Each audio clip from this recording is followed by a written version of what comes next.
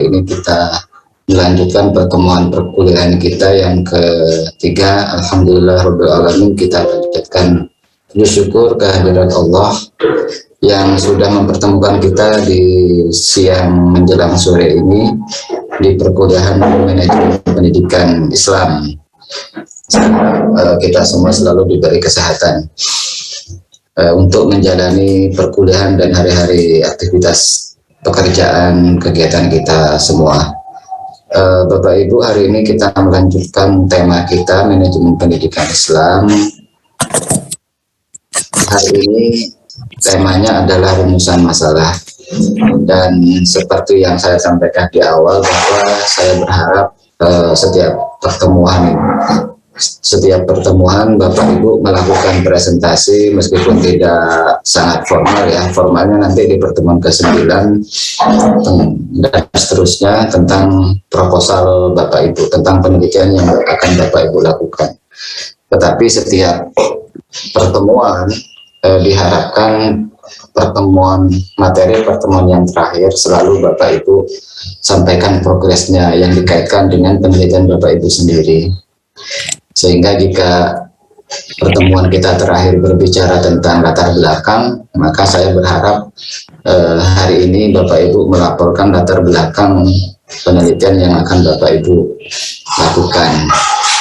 Dan pertemuan kita, materi kita hari ini adalah tentang rumusan masalah, sehingga minggu depannya saya harap Bapak Ibu sudah memiliki rumusan masalah. Karena sejatinya mata kuliah kita bukan teori ya Bapak Ibu ya.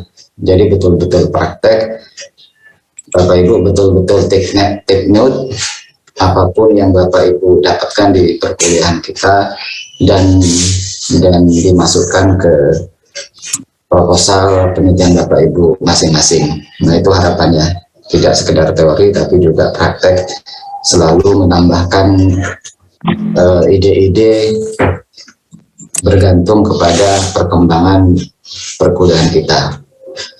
Nah, itu harapannya. Bapak Ibu mau presentasi dulu atau kita ke materi dulu tentang rumusan masalah? Materi dulu, Pak. Oke, baik, kita ke materi dulu ya. Materi kita hari ini melanjutkan materi kita yang terakhir tentang latar belakang.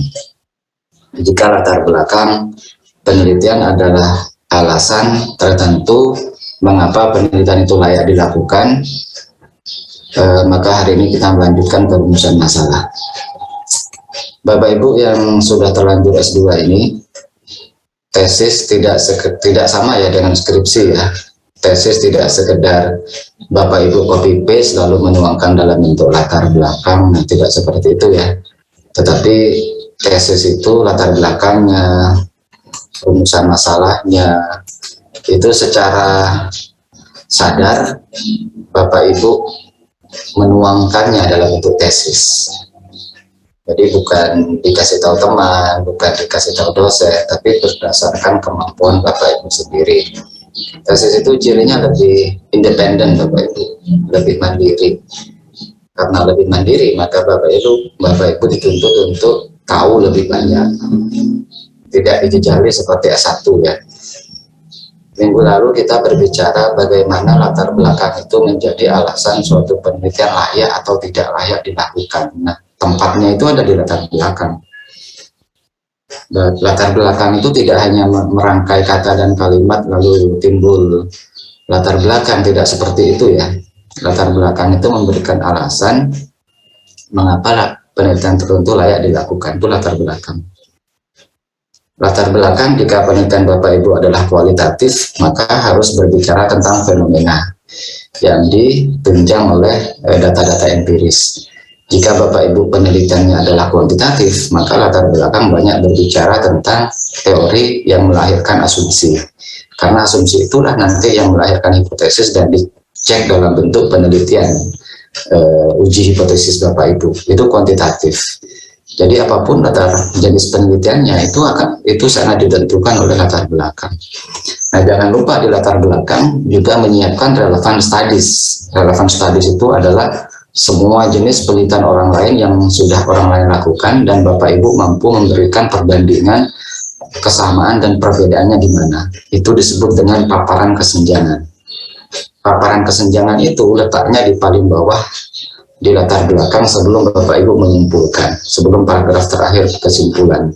Nah, dari paparan kesenjangan itulah muncul rumusan masalah. Nah, itu ceritanya. Jadi paparan kesenjangan itulah yang membolehkan Bapak Ibu merumuskan masalah. Jika tidak ada paparan kesenjangan, maka rumusan masalah Bapak Ibu menjadi berpotensi tidak memunculkan kebaruan penelitian. Jika tidak memunculkan kebaruan penelitian, maka tesis Bapak Ibu tidak ada kualitasnya. Nah, itu.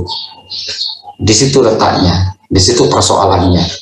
Jadi tanpa ada paparan kesenjangan yang ada di latar belakang itu, Bapak Ibu tidak akan mampu, tidak boleh dalam tanda petik ya merumuskan masalah. Apanya yang dirumuskan jika tidak ada paparan kesenjangannya?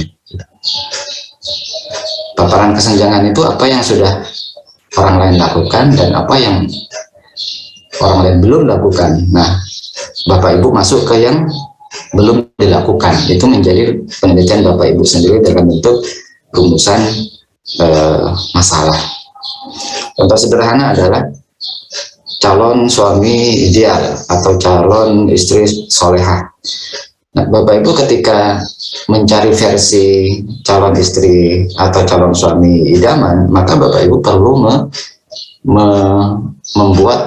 membuat versi yang secara umum diketahui oleh publik dulu. Jadi menurut para ulama yang disebut istri atau calon istri soleha atau calon suami yang soleh itu seperti apa, Bapak Ibu masuknya di situ. Apakah kira-kira kriteria itu Bapak Ibu akan cari di Samarinda? Itu namanya paparan kesenjangan. Sesuatu yang sudah ada sebelumnya, namun mencari sesuatu yang disesuaikan dengan keingintahuan Bapak Ibu sendiri.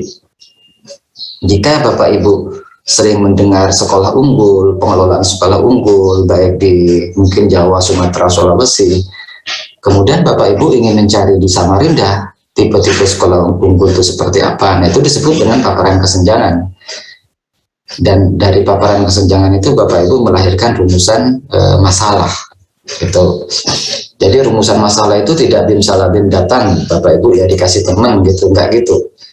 Rumusan masalah itu munculnya dari latar belakang. Jadi bagaimana latar belakang Bapak Ibu memberikan rumusan masalah. Jadi rumusan masalah itu sama seperti ketika Nabi Ibrahim malam-malam mencari Tuhan. Beliau sangat melihat sekelilingnya tentunya ya. Melihat sekelilingnya bagaimana berhala-berhala disembah. Itu sesuatu yang eksis namanya. Sama dengan melakukan penelitian. Karena pada hakikatnya Bapak kita yang mulia, Nabi kita yang mulia, Nabi Ibrahim memberi arahan kepada kita bagaimana cara melakukan penelitian yang baik dengan membuat rumusan masalah. Rumusan masalah Nabi Ibrahim adalah apakah ini Tuhan saya ketika melihat bulan? Apakah itu Tuhan saya? Itu rumusan masalah namanya. Itu persoalan yang harus dijawab melalui penelitian secara mendalam. Dan Nabi Ibrahim melakukan penelitian semalam suntuk, tidak tidur semalaman, memperhatikan betapa indahnya bulan di malam hari, betapa nikmatnya bulan di malam hari, betapa membawa keteduhan, kedamaian hati sang rembulan di malam hari, betapa rembulan itu mampu memberikan petunjuk kepada umat manusia yang ada di bumi dalam bentuk arah dan seterusnya. Jadi Nabi Ibrahim mengelola berbagai hal yang berkaitan dengan bulan. Itu namanya mengumpulkan data dalam bentuk penelitian. Ketika siang hari, baru tesis atau hipotesis Nabi Ibrahim tertolak dengan sendirinya. Ketika beliau menyimpulkan, oh ternyata bukan Tuhan saya, karena Tuhan tidak akan tenggelam. Itu namanya penelitian, konsep penelitian yang sudah diajarkan oleh para nabi, terutama Nabi Ibrahim sebelumnya ya. Jadi orang melakukan penelitian itu Bapak Ibu sebenarnya tidak main-main sebenarnya, tapi harus mendalam, mencermati dengan sangat seksama, meneliti, menggali. Penelitian itu dari kata dalam bahasa Inggris adalah research. Research itu re itu ulang dan search itu mencari. Mencari lagi, Re itu lagi, ser itu mencari. Jadi menggali, mencari lagi, menggali, mencari lagi, menggali, mencari lagi. Penelitian itu Bapak Ibu tidak Bapak Ibu datang ke sekolah sekali ngambil data selesai, tidak begitu. Itu bukan konsep penelitian. Penelitian itu harus datang ke sekolah berulang kali, menggali data, mengumpulkan informasi sampai datanya jenuh. Akhirnya muncul kesimpulan. Sehingga Bapak Ibu harus melakukan pencarian lagi, pencarian lagi, pencarian lagi, pencarian lagi. Re dan search digabung menjadi research, pencarian ulang, pencarian lagi, dan lagi. Itu hakikat suatu penelitian. Maka seyogyanya apapun nanti yang Bapak Ibu lakukan, apapun bentuknya, jika dilakukan dengan sangat sungguh-sungguh, secara mendalam, serius mengambil datanya, maka penelitian Bapak Ibu akan menghasilkan suatu penelitian yang sangat baik. Oke, rumusan masalah. Tadi sudah disinggung ya, cikal bakal rumusan masalahnya seperti apa. Rumusan masalah itu adalah pertanyaan yang bisa dijawab dengan melakukan penelitian. Itu namanya rumusan masalah. Pertanyaan yang bisa dijawab dengan melakukan penelitian. Maka harus ada pertanyaan penelitian. Pertanyaan penelitian itu seperti yang saya sampaikan minggu lalu, munculnya bisa berbagai macam ya Bapak Ibu ya. Asal muasal kegundahan Bapak Ibu melakukan penelitian itu. Bisa curiosity, bisa solving problem, bisa getting knowledge, dan seterusnya. Jadi ada banyak hal. Bagaimana merumuskan masalah? Minimal ada 3, 1 pengalaman, 2 teori deduktif, 4 mengkaji pustaka. Jadi hanya ada 3 sumber Bapak Ibu bisa merumuskan masalah dengan baik. 1 pengalaman. Jika Bapak Ibu terlibat di pengelolaan di sekolah, di suatu lembaga, itu pengalaman namanya.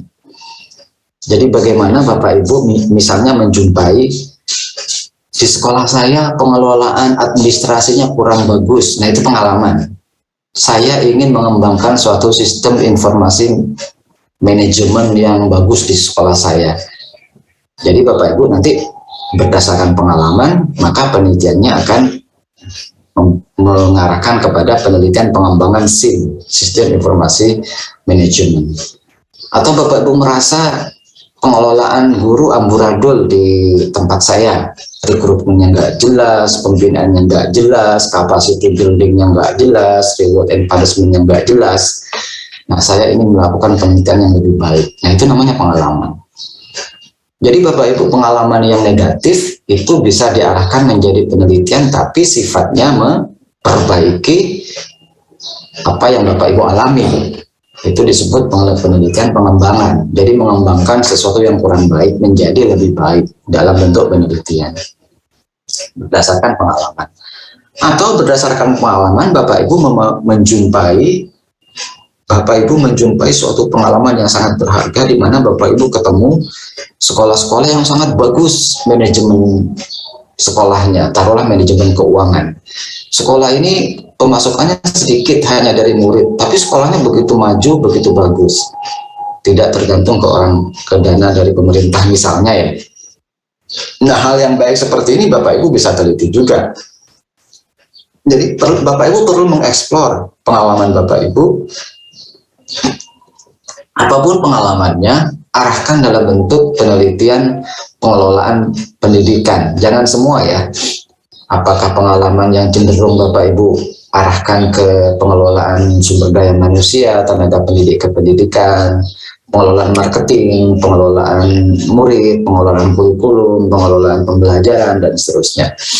Jadi apapun perlu dikenali ya, bersumber dari pengalaman.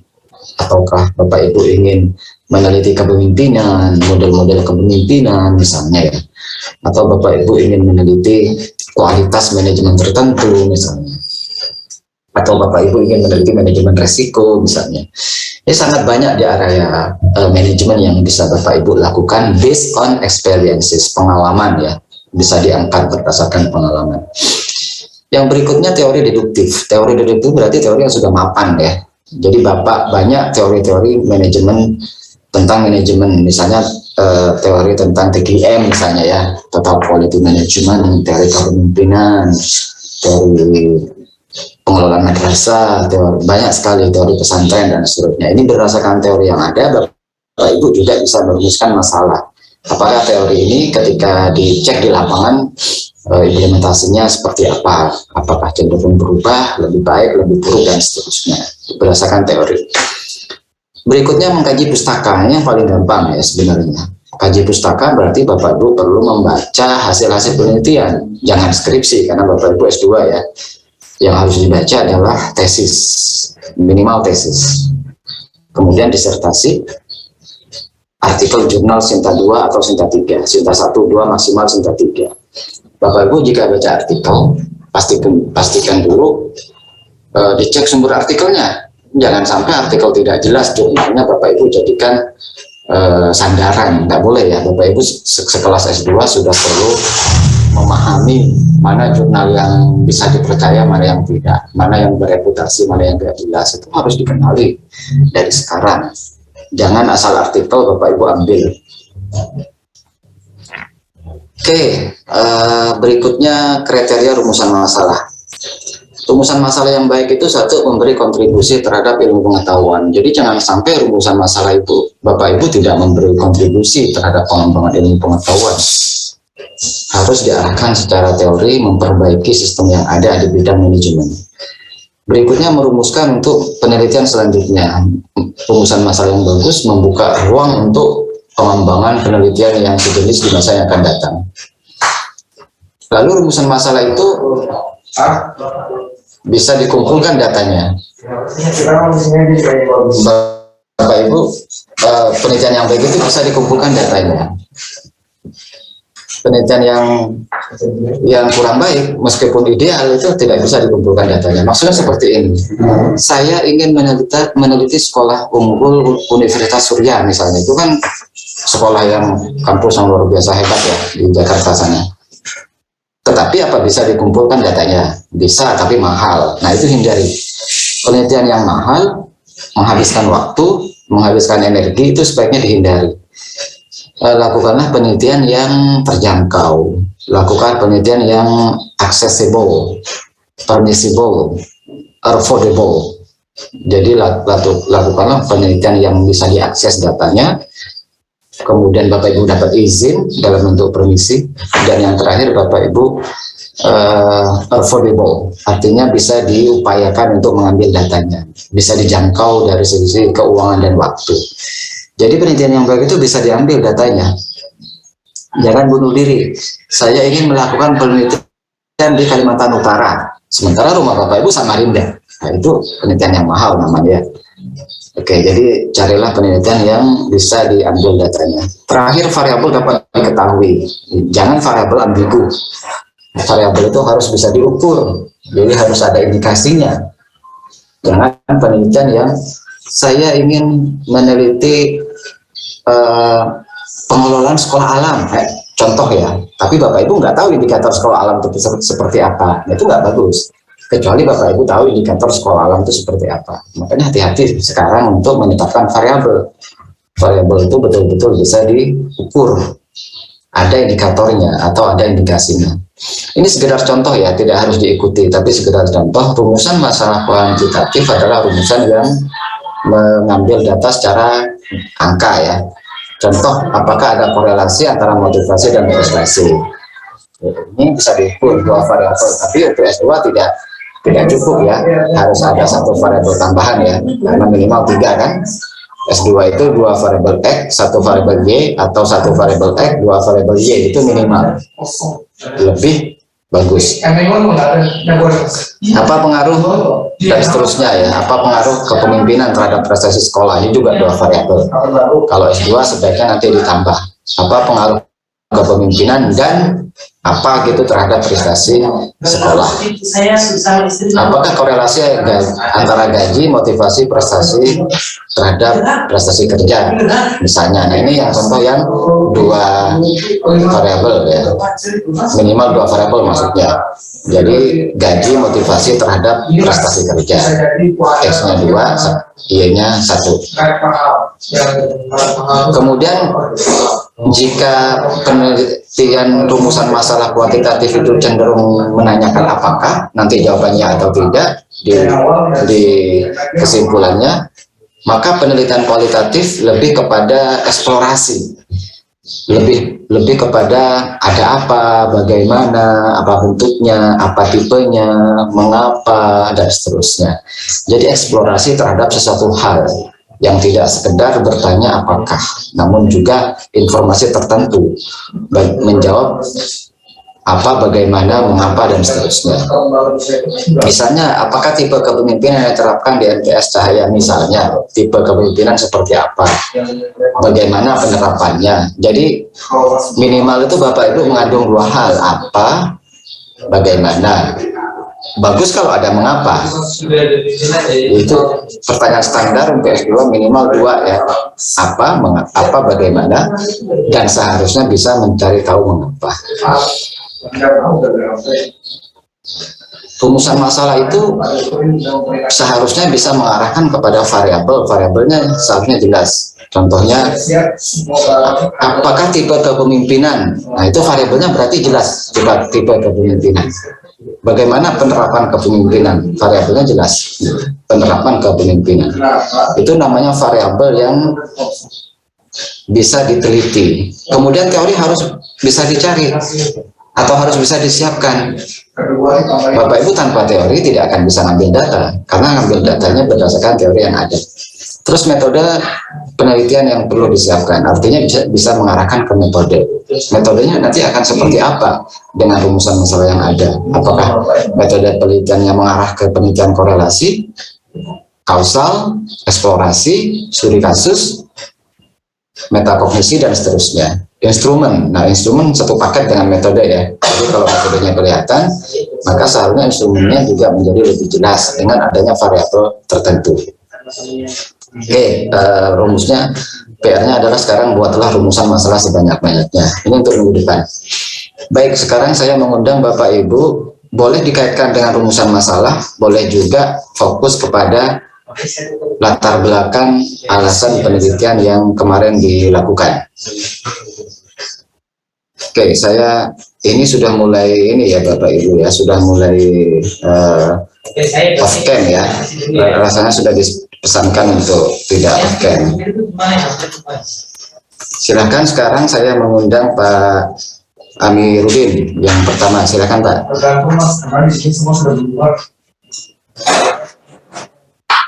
Saya tidak perlu mengulang-ulang Bapak Ibu bahwa setiap pertemuan Bapak Ibu harus take note, mengembangkan proposal Bapak Ibu sesuai dengan materi yang sesuai dengan perkembangan materi yang diajarkan.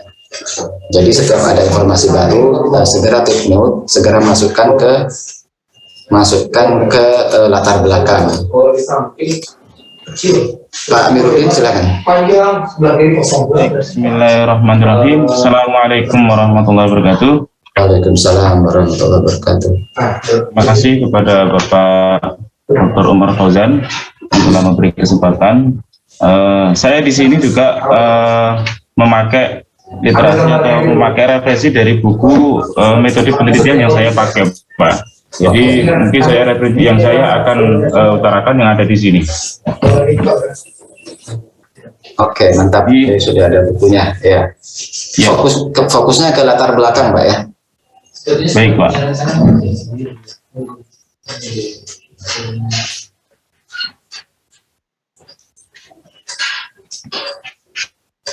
Bismillahirrahmanirrahim.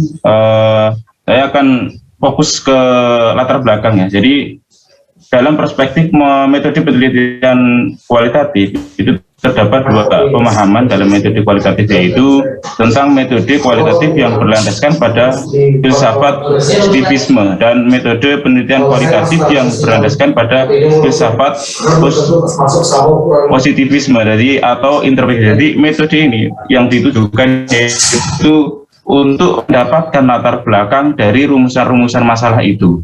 Nah, rumusan masalah itu yang mungkin masih saya ingat ketika di kuliah S1 itu, ketika kita mau menemukan di rumusan masalah, kita harus mengetahui dulu tentang model, ya, model-model atau penerapan yang nanti kita akan bikin pembahasan. Nah, sasaran pembahasan kita itu apa dulu, kita harus paham di situ untuk menentukan nanti rumusan masalah. Kadang ada orang yang seperti ini, kita harus ada rumusan masalah dulu baru nanti ada pembahasan. Nah, tapi ada juga dari dosen saya dulu menerapkan gini, kalau kamu sudah tahu di situ kasus, berarti kasus ini kan sudah dibahas. Nah, kasus yang sudah dibahas ini berarti kamu nanti menemukan rumusan masalah di situ. Nah, rumusan masalah itu dari judul sebenarnya sudah bisa dikemukakan. Misalkan contoh, saya meneliti tentang manajemen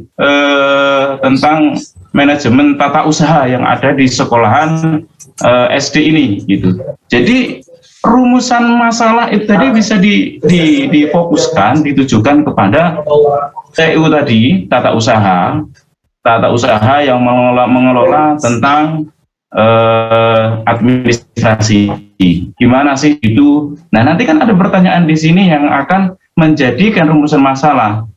Nah, padahal masalah itu kan sudah ada, tinggal dirumus aja. Nah, rumusan itu kita memakai dengan metode apa? Nah, metode entah kualitatif atau kuantitatif. Nah, dari situ kita akan ketemu, nanti larinya di pembahasan. Sebenarnya yang pembahasan itu sebenarnya banyak sekali.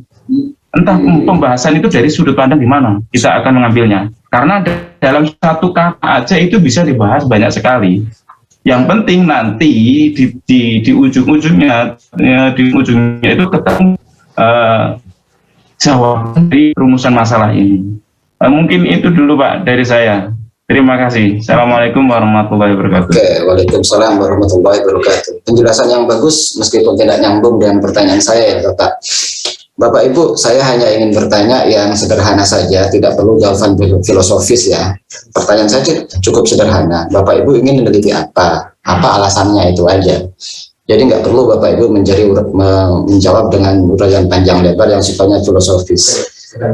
Lakukanlah atau jawabanlah sesuai dengan apa yang akan Bapak Ibu lakukan dalam bentuk penelitian. Apa alasannya Bapak Ibu melakukan penelitian? Sesimpel itu pertanyaan saya. Oke, baik, kita lanjut ke tasbih. Silakan, Pak.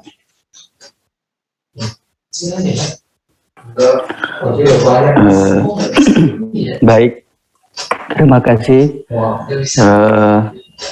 Sebenarnya masih berusaha untuk memahami saya Pak ini, karena jujur kurang sehat dari tadi. Oh iya, oke. Ya. Baik, semoga sehat Pak ya. Nggak usah dipaksa Pak, nggak usah berpikir. Saya sadari kalau kita kurang sehat, lalu kita dipaksa berpikir, itu cenderung agak sulit penyembuhannya. Tidak perlu Pak, Bapak, semoga Bapak cepat sembuh Pak. Pak Tasbih ya Pak ya. Amin, semoga cepat sembuh. Lanjut kita ke Pak Ahmad Sofian. Silakan Pak. Baik, terima kasih Ustadz. Kami mencoba memberikan tanggapan terkait yang disampaikan Ustadz tadi, apa alasan melakukan penelitian. Ya. Jadi dalam pemahaman kami sendiri, penelitian itulah bagian upaya untuk mencari tahu terhadap sesuatu yang kita anggap bisa jadi sesuatu itu kita anggap bernilai positif pada lembaga atau institusi. Tapi bisa juga sesuatu itu yang ingin kita cari tahu memang bernilai negatif.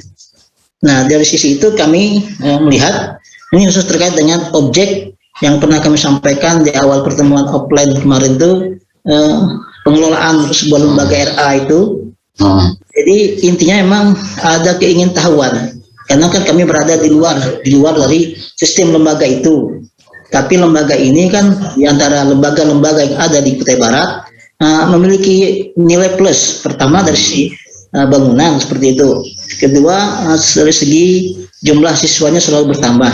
Tapi kan pendidik yang ada di dalam itu kan tidak terlalu banyak. Nah, itulah mungkin memiliki satu keingintahuan kita, apa perbedaannya dengan lembaga-lembaga yang lain tadi, sehingga ini ada survive bahasanya itu. Survive itu artinya tetap berjalan, bahkan mengalami peningkatan terus-menerus dibandingkan lembaga-lembaga yang ada di sekitarnya tadi, Ustaz. Itu mungkin yang saya pahami. Ya, oke, mantap. Nah, itu baru jawaban Pak Ahmad Sofyan. Nah, itu jawaban yang saya minta sebenarnya Bapak Ibu. Jadi Bapak Ibu memberi alasan kalau menurut Pak Ahmad Sofyan itu di sekolah tertentu di Kubar ada sekolah yang bisa survive Pak ya. Nah, tadi Pak Sofyan sudah mengungkapkan alasan pemilihan sekolah tersebut karena muridnya banyak, sarannya bagus dan seterusnya. Itu Bapak Ibu, meskipun bersifat asumsi, tapi itu yang saya harapkan muncul dari Bapak Ibu. Model jawaban seperti Pak Sofyan tadi. Meskipun saya akui belum sempurna ya, karena Pak Sofyan perlu memberikan data-data sebenarnya Pak. Data-data secara real Pak ya, bukan bersifat asumsi. Tapi paling tidak sudah baik Pak, sudah menjadi dasar cara bertanya. Cara memberikan alasan kenapa penelitian tertentu layak dilakukan dengan cara menjawab seperti Pak Ahmad Sofyan tadi. Itu bagus sekali.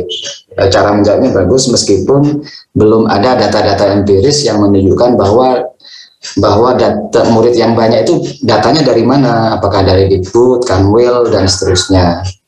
Sarprasnya seperti apa, memang bagus, tapi jika dibandingkan dengan yang lain seperti apa bentuk wujudnya dan seterusnya. Nah, untuk sekelas tesis, data-data empiris itu yang diperlukan Bapak Ibu ya, bukan asumsi ya. Data-data yang kredibel, baik dari Kanwil, Diknas, ataupun dari mana saja, yang penting tertulis dengan jelas. Sumbernya boleh official, boleh juga sumber-sumber dari hasil penelitian. Oke, nanti dikembangkan Pak Sofyan ya. Baik Ustaz.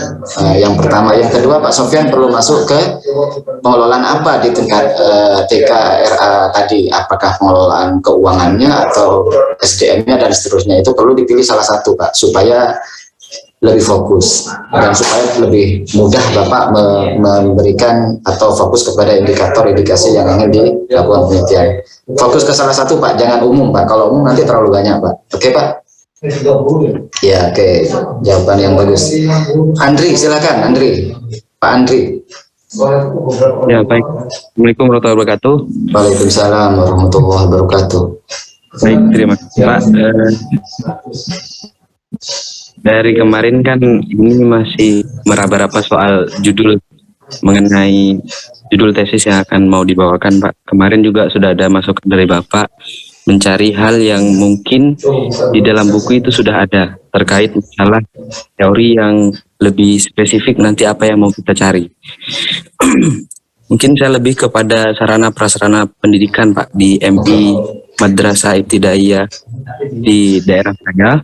Yang pertama memang saya agak kesusahan ya Pak ya, kalau mau mencari data di dalam sekolah tersebut kita harus melainkan surat dulu kayak gitu. Makanya kita cuma bisa memantau dari luar saja Pak.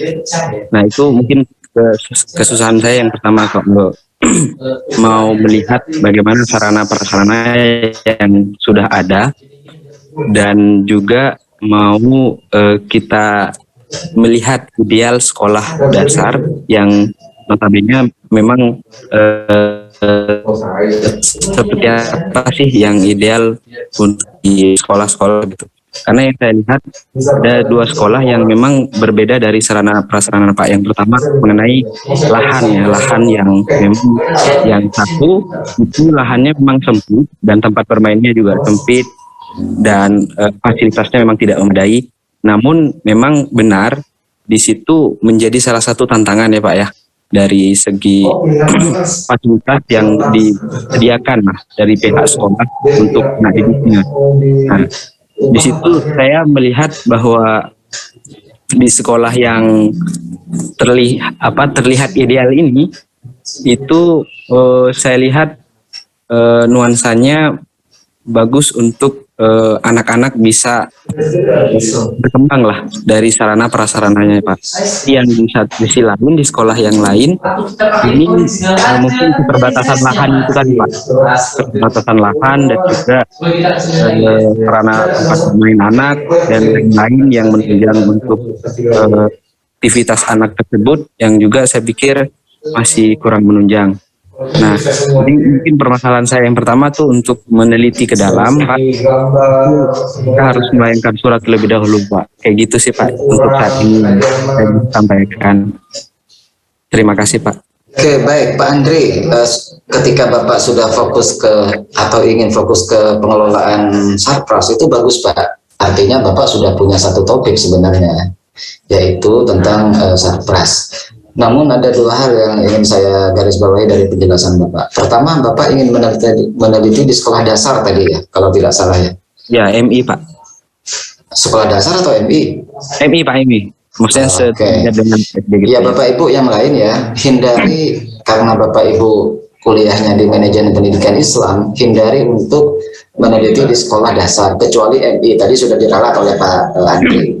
Hindari meneliti di sekolah dasar atau sekolah umum, SMA gitu, hindari ya. Sebaiknya pilihlah madrasah MI, MTS atau aliyah atau perguruan tinggi Islam, karena prodi Bapak Ibu manajemen pendidikan Islam. Jika memang terpaksa tidak terhindarkan untuk meneliti di sekolah umum, karena sekolah umum bisa saja menurut pandangan Ibu sangat bagus, sangat berkarakteristik, sangat menonjol dan seterusnya, boleh. Tetapi sudut pandang penelitiannya harus manajemen pendidikan Islam, jangan manajemen pendidikan umum. Kira-kira perspektif pendidikan Islam apa yang bisa dimunculkan di sekolah tersebut? Contoh sederhana, Bapak Ibu ingin meneliti sekolah di SMP, tapi kepala sekolah karena tidak boleh di SMP ya, harus ada muatan Islamnya, maka Bapak Ibu meneliti misalnya kepemimpinan Islamnya, misalnya itu boleh. Kepemimpinan Islam di sekolah menengah pertama, kepemimpinan Islam tapi di sekolah umum misalnya, itu boleh, silakan Bapak Ibu, karena ciri khas kepemimpinan Islam tentu beda dengan kepemimpinan secara umum ya, atau kepemimpinan yang non Islam. Kepemimpinan yang Islam itu misalnya karismatik misalnya ya, kan beda sekali ya ciri khas dari kepemimpinan Islam. Nah itu boleh dilakukan. Jika sekolahnya umum, maka sudut pandang pendidikan, manajemen pendidikannya harus bermuatan Islam. Itu yang perlu dilakukan. Pak Andri tadi sudah meralat ya. Kemudian hal berikutnya Pak Andri, jika Pak Andri tadi sudah saya sampaikan atau Bapak Ibu semua sudah saya sampaikan di penjelasan sebelumnya bahwa penelitian yang baik itu bisa diambil datanya. Jadi jika Bapak Ibu tidak bisa, kesulitan mengambil data, masuk ke suatu sekolah dan sangat sulit dapat izin, ya jangan diteruskan penelitiannya. Jadi harus mampu mengira-ngira apakah ketika saya melakukan penelitian di sekolah tertentu nanti saya dapat izin atau tidak. Nah itu penting.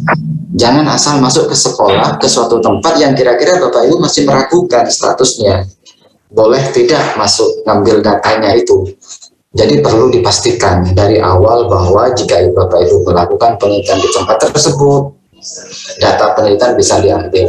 Ingat, penelitian yang baik itu bisa diambil datanya, tidak mahal, tidak membuang-buang waktu, dan jaraknya terjangkau.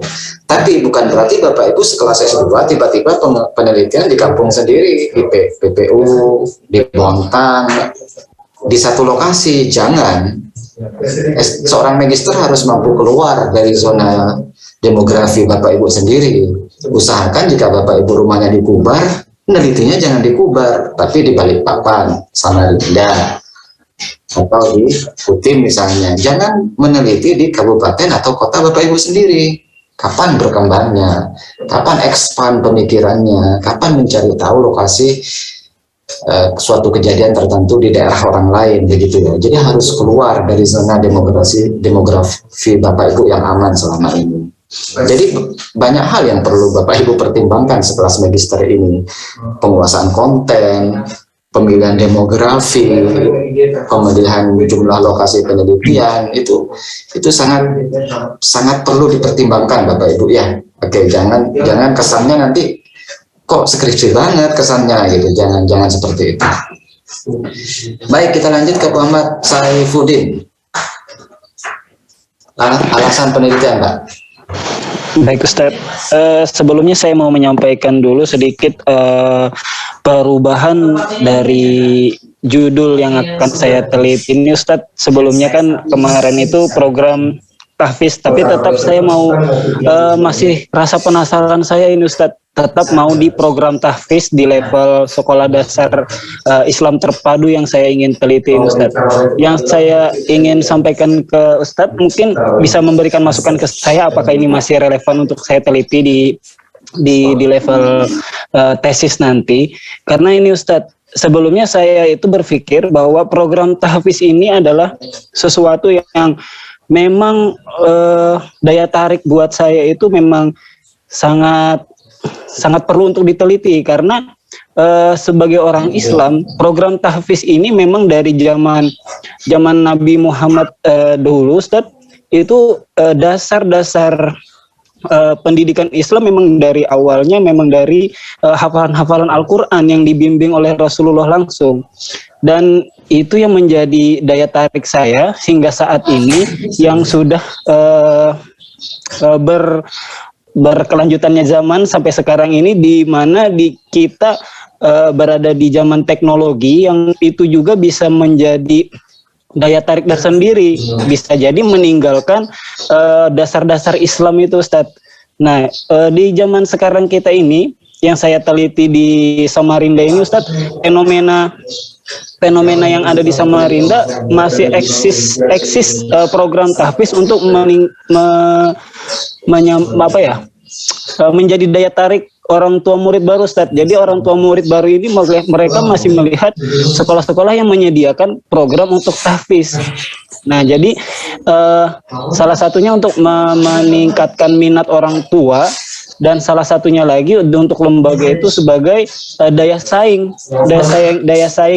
sekolah yang memang sama-sama menerapkan atau pengelolaan tahfiz itu, Ustadz. Jadi fenomena ini yang saya mau teliti mungkin dari beberapa sekolah yang di Samarinda, mereka kenapa masih menggunakan program tahfiz ini sebagai daya tarik mereka, sementara kemajuan teknologi juga harus diimbangi untuk anak-anak zaman sekarang, seperti itu, Ustadz. Jadi untuk pendekatannya mungkin ke fenomena di kota Samarinda di level SD, dan yang saya jadi tertarik lagi kenapa di level sekolah dasar. Sepengalaman saya, Ustadz, hafalan Al-Quran itu mungkin masih sebatas mungkin ya, Ustadz ya. Hafalan Al-Quran itu mungkin lebih idealnya mereka setelah lulus di level sekolah dasar, Ustadz.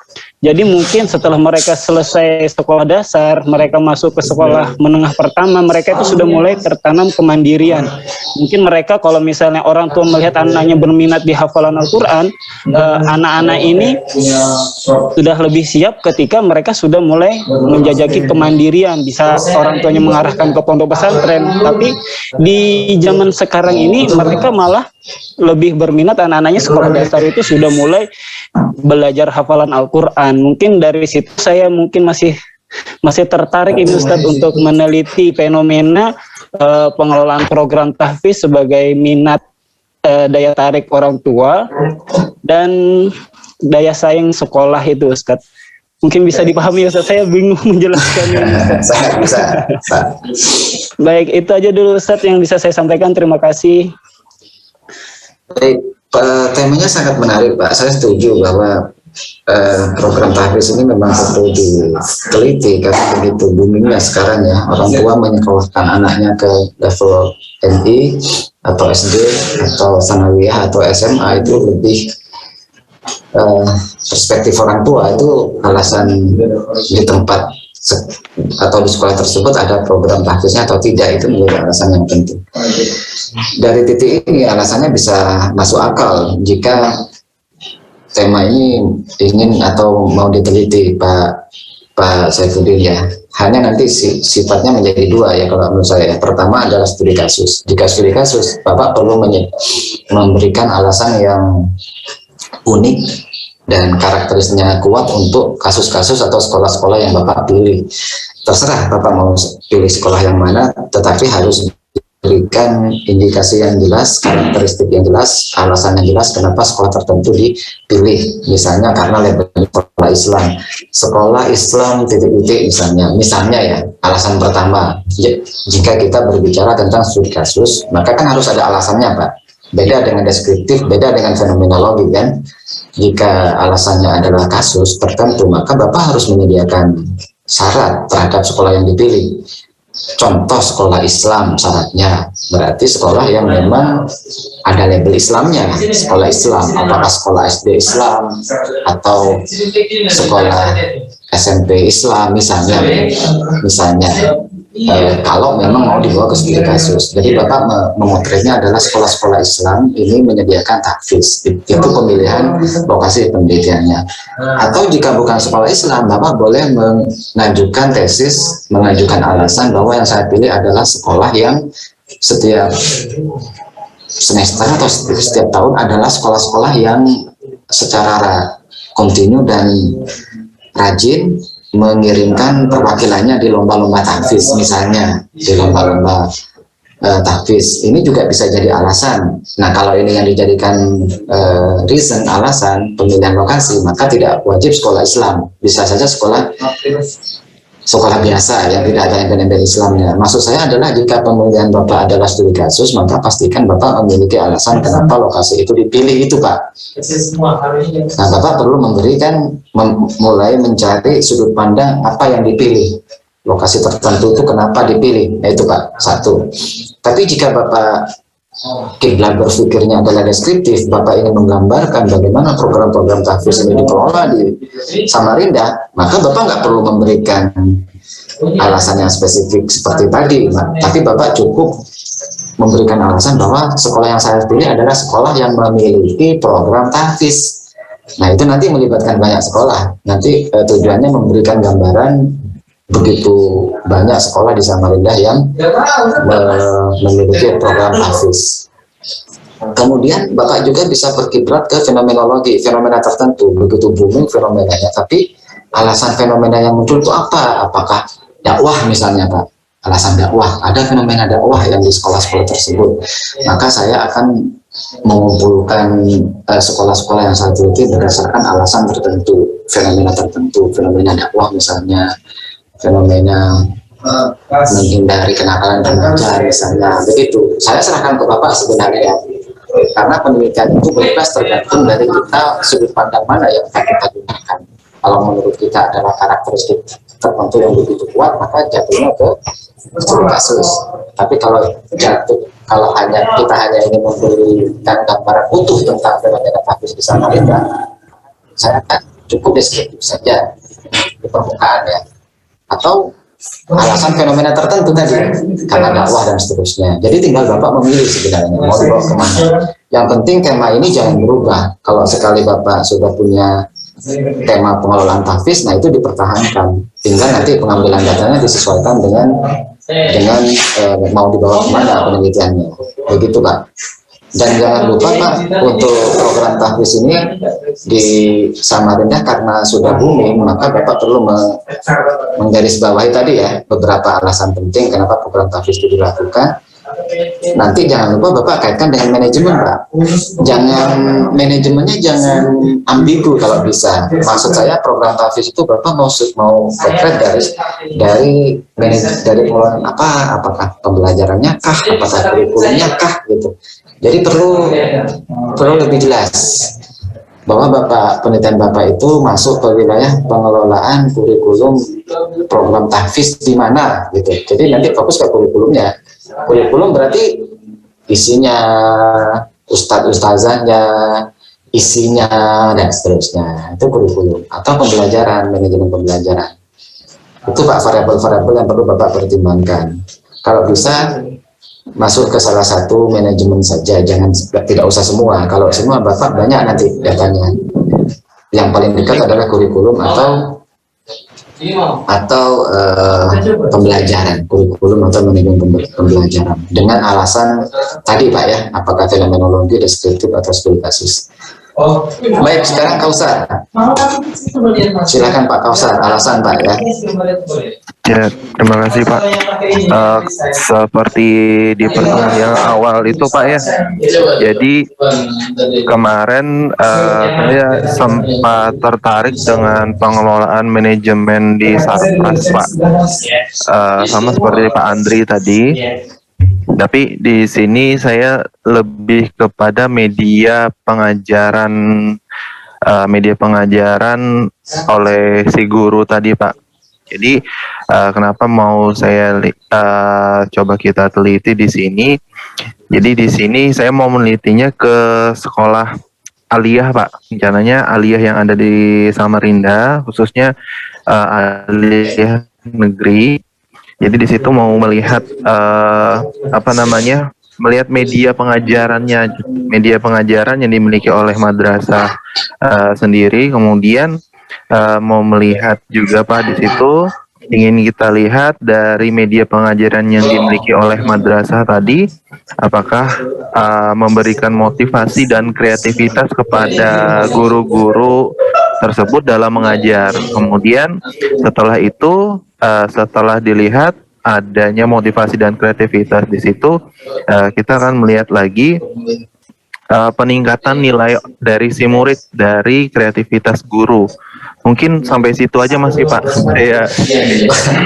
Pak Kausar kok terlalu dekat. Pak Kausar kok terlalu dekat ke pendidikan agama Islam ya? Iya. Bapak biar tidak terjebak ke pendidikan agama Islam atau tidak terjebak ke pengajaran dan pembelajaran, sebaiknya Bapak konsentrasinya ke pengelolaan medianya, bukan ke penggunaan medianya. Jika ke penggunaan medianya itu wilayah PAI Pak, atau wilayah pendidikan bahasa Arab, atau wilayah pendidikan yang lain. Kalau penggunaan media, Bapak itu yang perlu diperhatikan, nginduknya ke sarpras saja, pengelolaan sarpras. Tetapi pengelolaan sarpras di situ secara luas bisa disempitkan ke pengelolaan perlengkapan atau sumber belajar dalam bentuk media itu.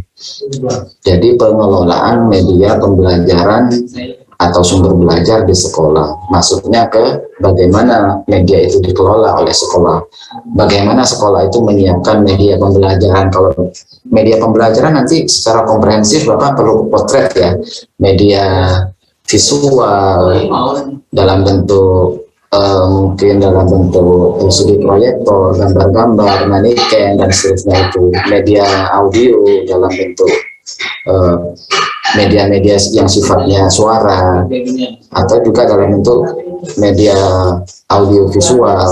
Sekolah itu apa yang dilakukan oleh sekolah untuk memastikan ada media pembelajaran dalam bentuk audio visual, itu perlu ini tema menarik Pak sebenarnya, karena jarang ada yang mengangkat bagaimana pihak sekolah mengelola media.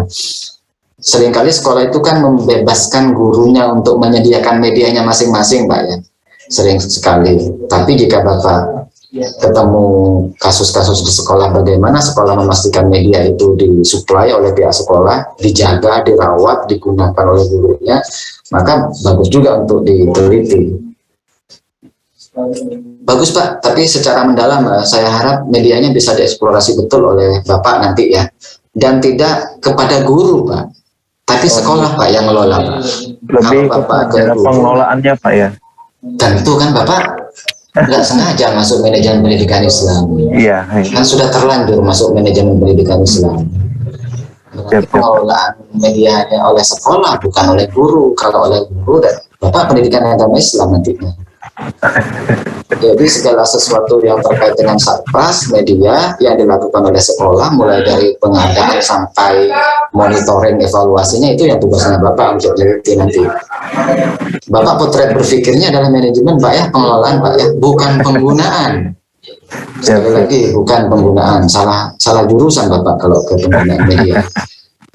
Oke, fokus ke situ Pak. Jadi sekarang Bapak nanti bisa masuk ke media sinkronus, asinkronus dan seterusnya itu. Jadi lumayan bisa mengeksplor banyak hal sebenarnya kalau ngomong media Pak di zaman sekarang.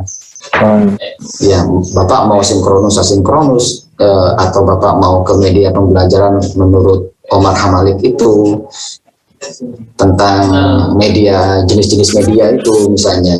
Jadi tinggal pilih teori yang berkaitan dengan teori media. Gitu Pak. Nah, oke, lumayan nanti hasilnya. Ya, terima kasih Pak. Siap Pak ya. Oke, baik. Berikutnya Ibu Dita.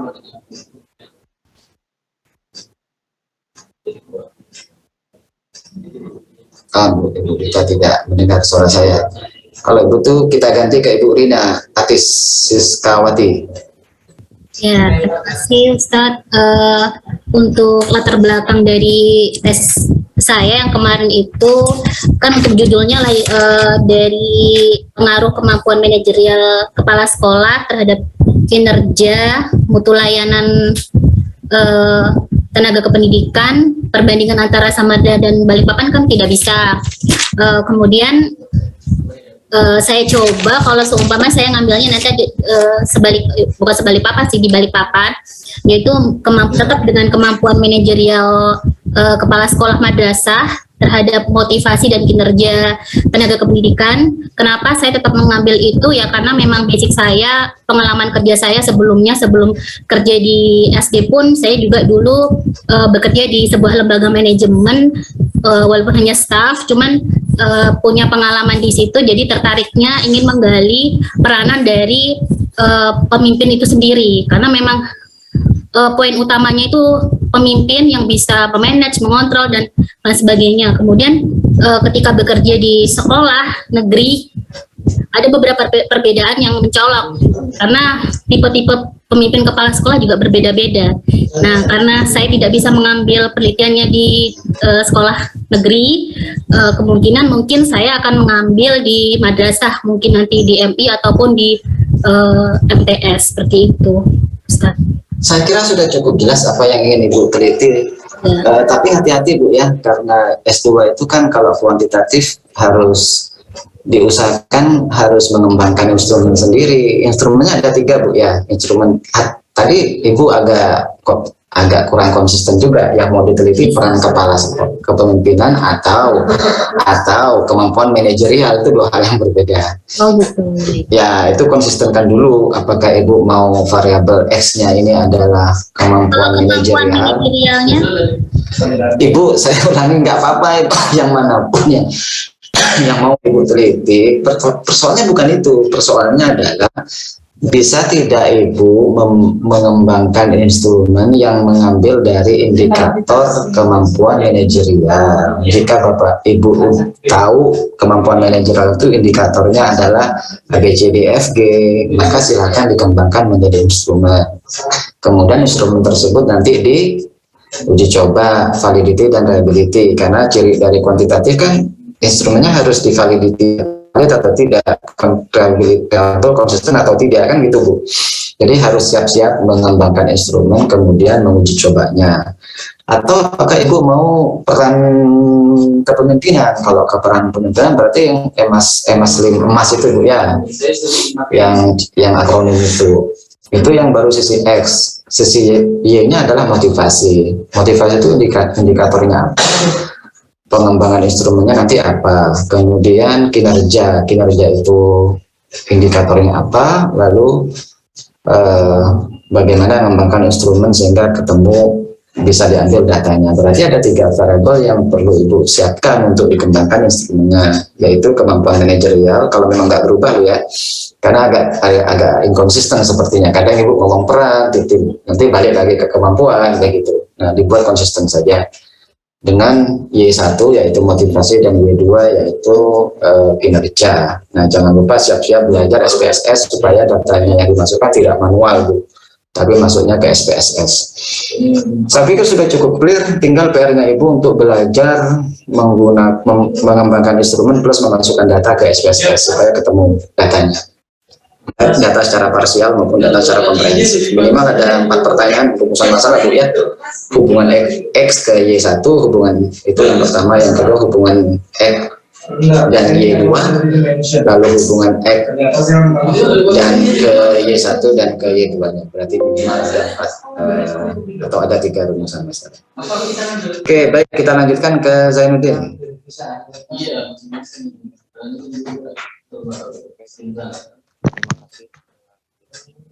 Seperti yang saya sampaikan.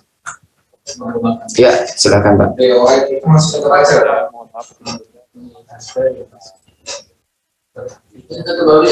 Oh, enggak kedengaran Pak Zainuddin.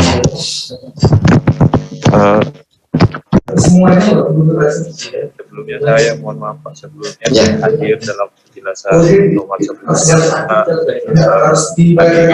dan kala itu jadi banyak yang tertinggal dengan latar belakang ini.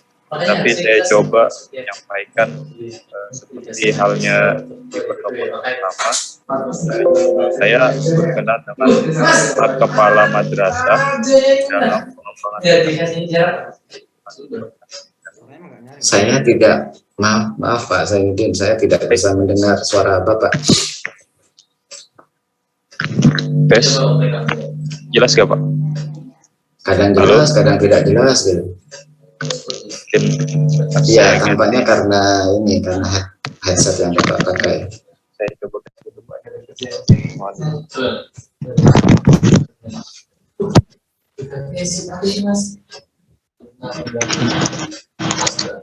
Terus yang itu gimana? Yang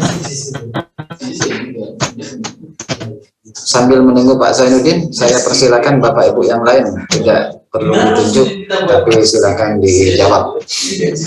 Terutama alasan, ya, silakan. Bapak Ibu, setiap pertemuan harus ada perkembangan ya, perkembangan isi terhadap tesis Bapak Ibu. Jadi betul-betul take note, dimasukkan atau dicicil poin-poin yang harus Bapak Ibu tuangkan terhadap tesis Bapak Ibu. Silakan, siapapun dia. Saya boleh Pak? Silakan boleh. Oke, bismillahirrahmanirrahim. Assalamualaikum warahmatullahi wabarakatuh. Assalamualaikum. Yang pertama, mohon maaf Pak, saya memakai 2 perangkat, yang satu HP, 1 laptop. Dan mohon izin juga Pak, ini kenapa pakai laptop, karena perkuliahannya saya rekam. Semoga kan supaya kita bisa mempelajari terus, mengulang-ulang terus, menonton ulang, supaya makin mantap materinya. Oke, alasan yang akan saya angkat pada tesis, masih di judul yang pertama Pak, yang di pertemuan pertama, dan saya mencoba mencari alasan atau latar belakangnya dengan fenomena. Saya akan mengangkat sebuah madrasah ibtidaiyah swasta yang bernama Sentra Cendekia Muslim, merupakan madrasah unggul di Balikpapan dengan indikator yang saya lihat. Dan nanti saya coba cari datanya ke Kementerian Agama. Kebetulan di sini juga ada Ibu Sinta yang bekerja di seksi madrasah. Nanti saya minta data yang valid. Yang dilihat adalah siswanya banyak, sekolahnya berprestasi karena prestasi-prestasi akademik dan non akademiknya banyak, dan setiap ujian akhir itu selalu nilainya berada di peringkat teratas di Kota Balikpapan. Itu yang fenomena yang saya ambil, fenomena yang saya dapat seperti itu, dan saya akan mengangkat madrasah tersebut menerapkan kurikulum sains terintegrasi yang baru diterapkan kurang lebih di tahun ini Pak. Jadi baru setahun berjalan. Nah, saya ingin mencoba mengangkat bagaimana penerapan atau bagaimana proses implementasi yang sudah berjalan kurikulum sains terintegrasi pada madrasah tersebut. Bagaimana manajerialnya, bagaimana program-program yang saintis dan lain-lainnya, itu yang akan coba alasan di tesis saya. Semoga nanti benar secara alasan. Ya kurang lebih seperti itu Pak, alasan yang akan saya rencana tesis saya. Sudah? Sudah Pak, sudah. Oh iya. Pak Bisma, alasannya cukup masuk akal meskipun saya baru mendengarnya secara asumsi Pak ya, tadi yang prestasi-prestasinya dan nilai-nilai yang tinggi itu datanya Bapak dapat dari mana? Apakah katanya kepala sekolah, apakah katanya Ibu Sinta dan seterusnya.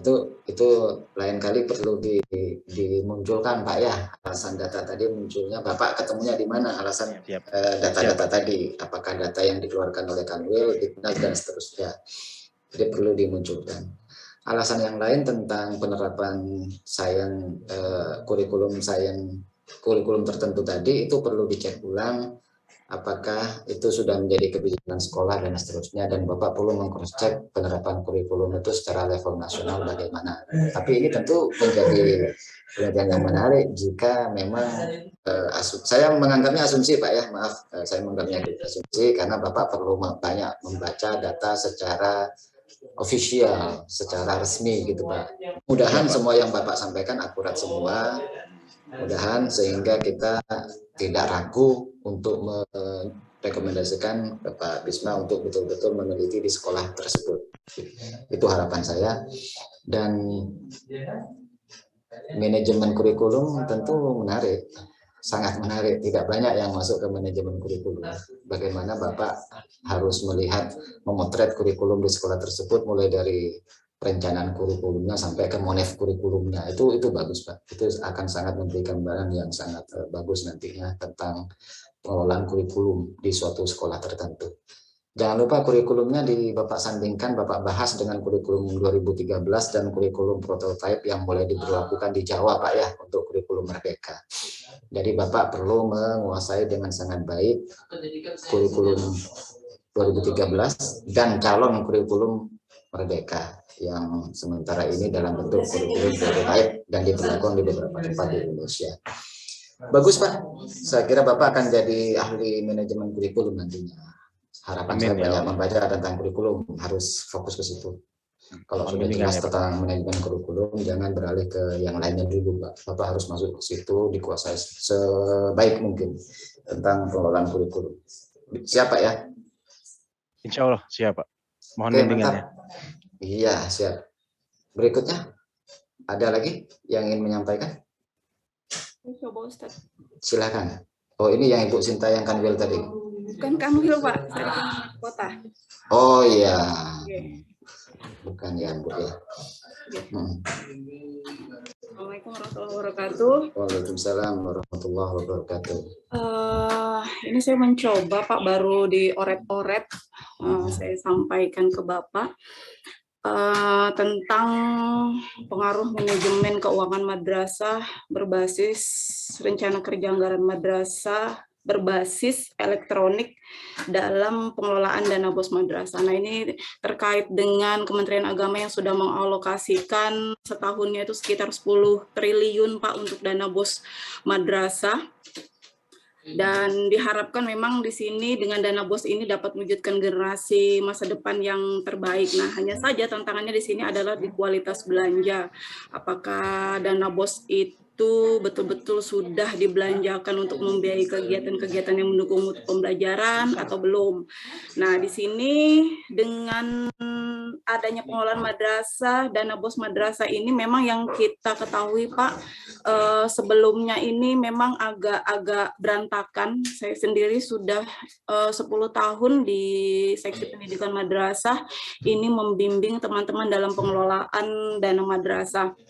Nah, hanya saja kekurangannya adalah kita tidak bisa tahu apakah dana bos itu betul-betul ini dimaksimalkan secara optimal gitu untuk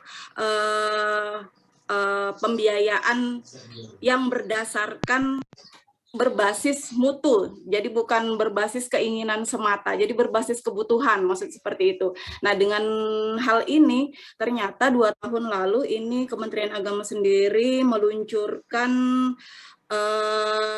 aplikasi keuangan untuk mengelola dana bos madrasah, ini namanya RKAM, rencana kerja anggaran madrasah berbasis elektronik, yang awalnya ini kita diawali dengan istilahnya ini merencanakan dengan mengisi evaluasi diri madrasah. Jadi dengan mengisi evaluasi diri madrasah ini nantinya akan muncul apa istilahnya itu, akan muncul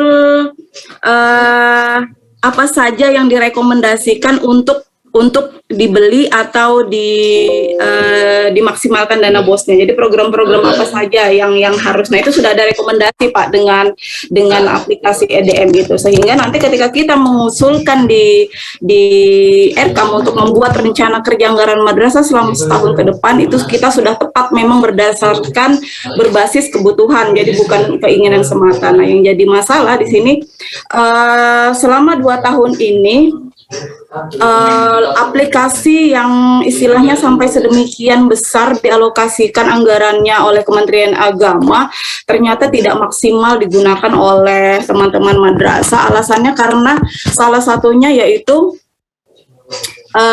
aplikasi ini memang dari segi bahasa ini terlalu banyak bahasanya yang harus dipelajari gitu. Jadi ini namanya aplikasi keuangan berarti bahasanya masalah keuangan. Jadi bahasa-bahasa keuangan di situ yang muncul, sedangkan rata-rata pengelola keuangan di madrasah ini basisnya bukan sarjana ekonomi, bahkan ada yang berbasicnya guru agama dan sebagainya. Nah, yang ini dipaksa dan dituntut untuk mengelola keuangan. Nah, di sini saya ingin meneliti Pak, sejauh mana sebenarnya pengaruh aplikasi ini dalam mengelola keuangan khususnya dana BOS di madrasah. Begitu Pak. Sudah? Okay. Iya. Ibu kalau sudah dapat informasi atau data yang sangat banyak sekali, untuk apa diteliti Bu ya? Sepertinya sudah tahu semua tentang pengelolaan keuangan itu. Nah, masalahnya kelemahannya Pak yang mau saya teliti, ini sebenarnya berfungsi nggak? Ada pengaruhnya nggak aplikasi ini begitu? Karena kalau saya lihat ternyata seperti ini, karena cuman sekedar diluncurkan kemudian tidak dioptimalkan di madrasah gitu. Ya Bu, jadi gini, jika Ibu ingin melakukan penelitian pengaruh, itu ada dua variabel. Pertama yang mempengaruhi, kedua yang dipengaruhi. Jadi yang berpengaruh itu apa terhadap apa. Jika Ibu ulang dari awal, tadi itu pengaruh pengelolaan keuangan berbasis RKAM. Gitu Bu ya, dalam mengelola keuangan. Terus sekarang yang menjadi X-nya yang mana, Y-nya yang mana, itu namanya penelitian pengaruh. Ada sesuatu, karena treatment sesuatu maka mengakibatkan pengaruh terhadap sesuatu yang lain, begitu. Jika penelitian pengaruh itu Bu, saya melakukan sesuatu akhirnya berpengaruh terhadap sesuatu hal, dan pengaruh itu bisa diukur. Karena mempengaruhi sesuatu hal, berpengaruh atau tidaknya, bisa dinyatakan berpengaruh atau tidaknya karena ada alat ukur tertentu. Jika X mempengaruhi Y, maka seberapa besar pengaruhnya dan disebut berpengaruh atau tidak. Itu disebut dengan penelitian pengaruh.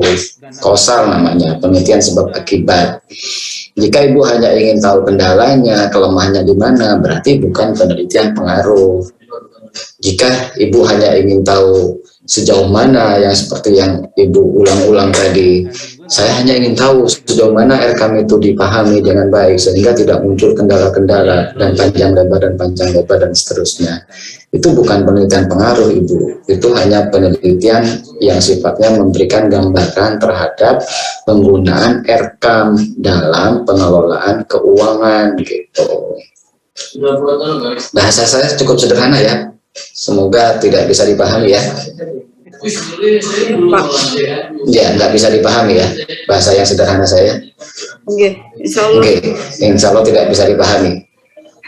Insya Allah bisa.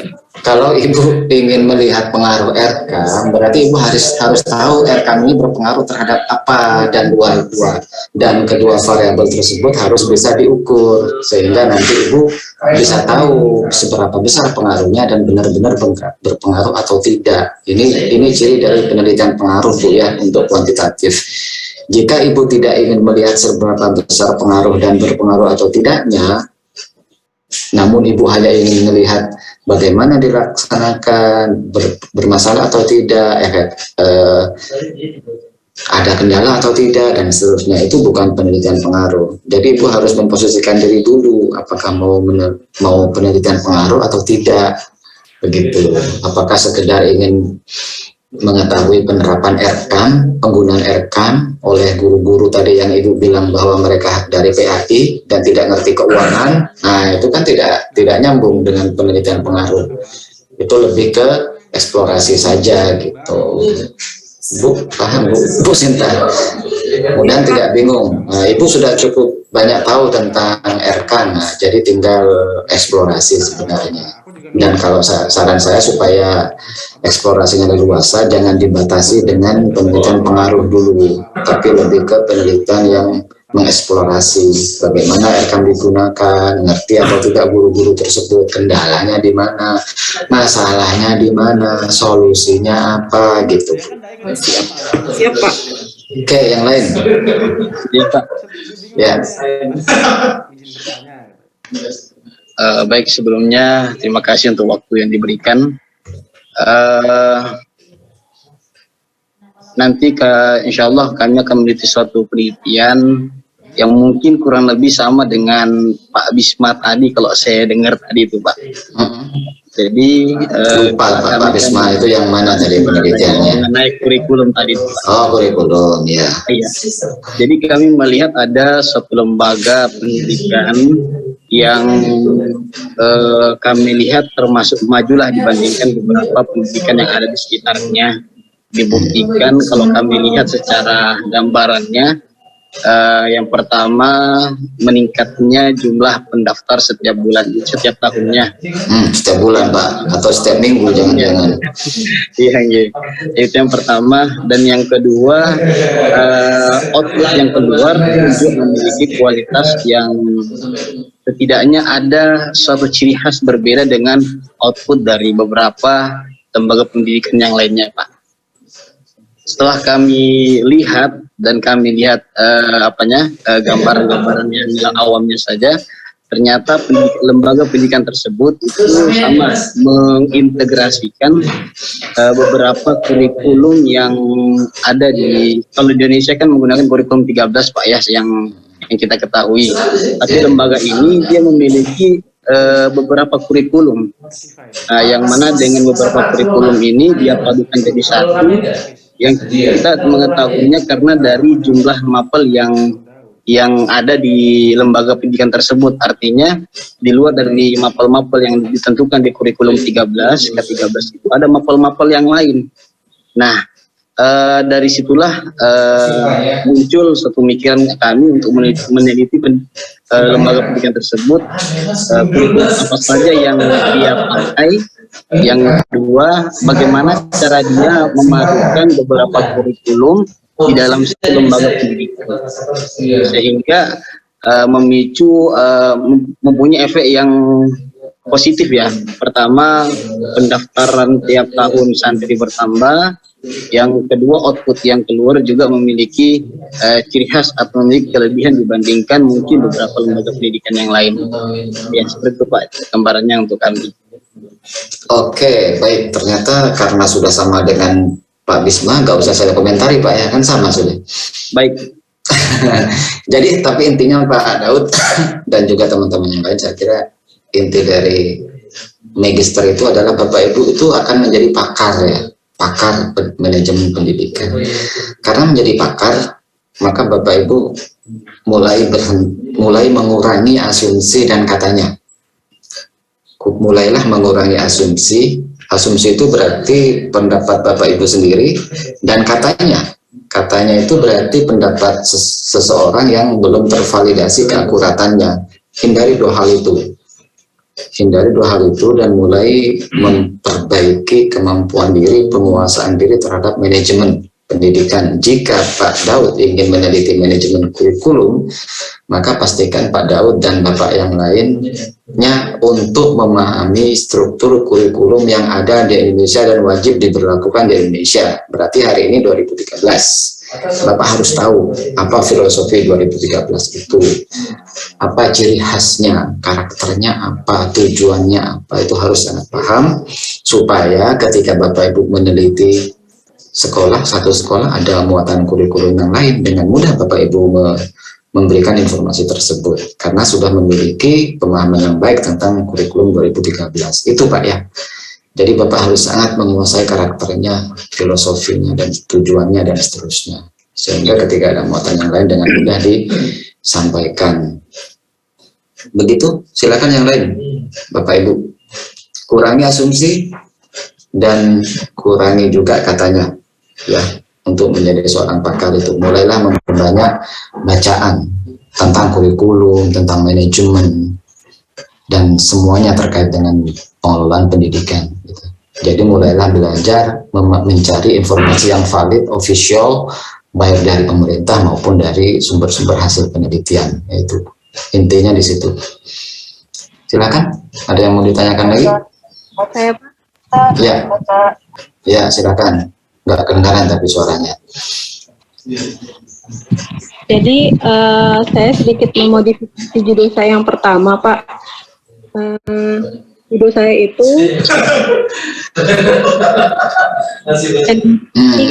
Hilang lagi suaranya. Suaranya hilang itu. Baik, Kak, kedengaran? Nah, yang ini kedengaran. Oke, saya ulangin.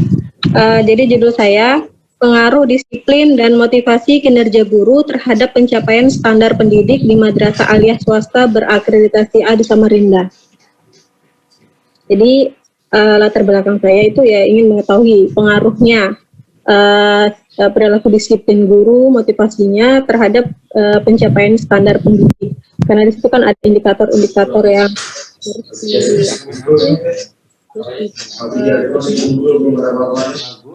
oleh namanya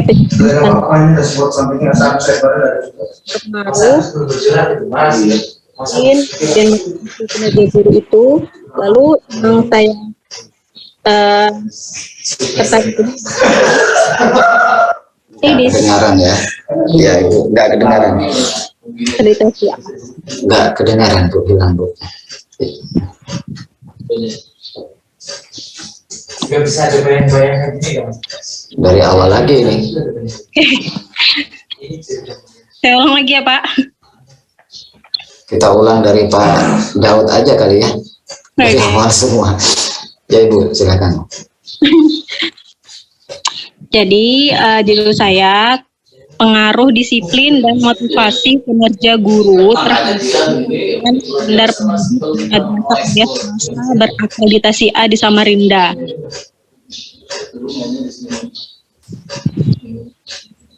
Ya, saya ingin mengetahui bagaimana pengaruhnya disiplin dan motivasi kinerja guru ini terhadap standar pendidik.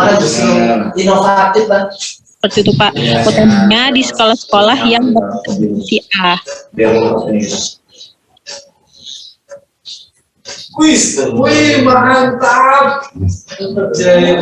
Ya, karena nggak kedengaran, saya kurang bisa merespon, tapi kira-kira Ibu menurut saya perlu sering-sering membaca, membedakan mana variabel X dan mana variabel Y, mana variabel yang bisa dipengaruhi, mana variabel yang tidak.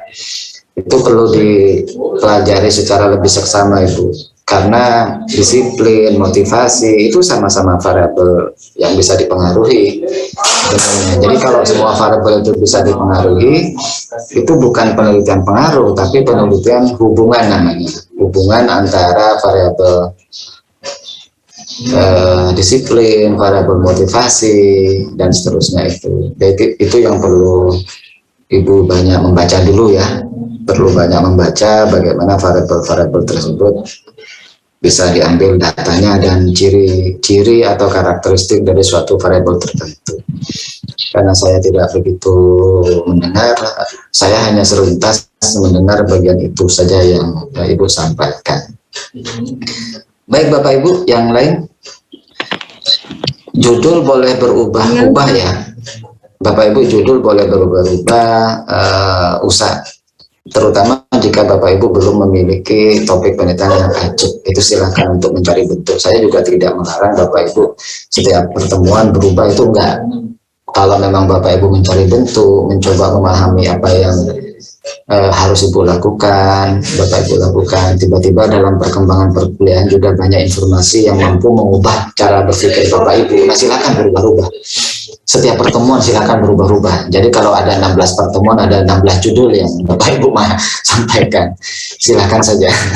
Yang penting ending dari perkuliahan itu adalah Bapak Ibu memahami satu topik yang jelas endingnya. Nanti di akhir pertemuan itu harapan saya sangat jelas berdasarkan masukan yang Bapak Ibu dapat di setiap pertemuan. Jadi nggak ada larangan ya untuk berubah ya. Kalau sekarang Pak Bisma mau kurikulum, minggu depan mau marketing, silahkan. Telitilah sesuatu yang Bapak Ibu paling kuasai, gitu. Paling mantap, paling ajeb, paling pede, paling percaya diri, paling punya banyak referensi. Itu paling banyak referensi, paling dikuasai, paling diminati. Bukan yang Pak Amiruddin kuasai ya, belum tentu Bapak Ibu kuasai yang Pak Amiruddin kuasai.